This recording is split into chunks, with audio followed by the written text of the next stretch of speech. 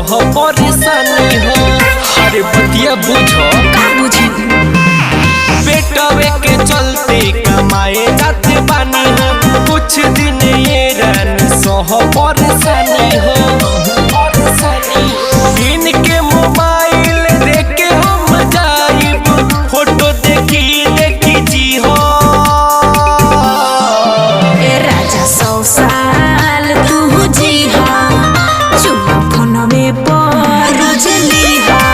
ए राजा 100 साल तू जी हा चुम्मा फोन में रोज ली हा।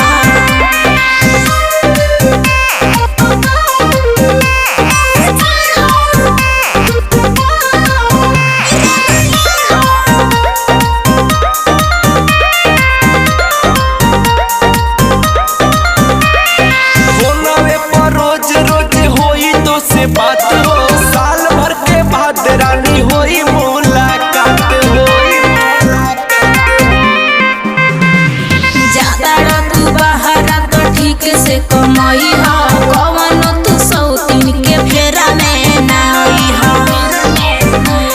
खाना बना के तू टाइम से खई हो जूस मंगा के रोज पी हो। ए राजा 100 साल तू जी हा चुम्मा फोन में रोज ली हा।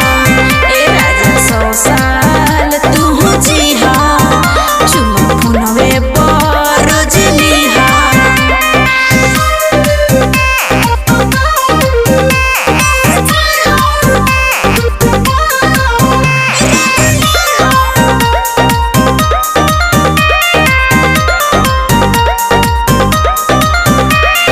जाए से पहले तू जतरा बना दो चंदन के टीका रानी माथे लगा दो। अरे सुनो ना बन जाई जातारा तू दही चीनी खा लो बीटू मासूम हमके गले लगा गर्मी के दिन बाटे एसी लगा दी घर में बैठी मजा ली हो। ए राजा 100 साल तू जी हा चुम्मा फोन में रोज ली हा। ए राजा 100 साल तू जी हा चुम्मा फोन में रोज ली हा। लाल बाबू डिजिटल रिकॉर्डिंग स्टूडियो बेतिया।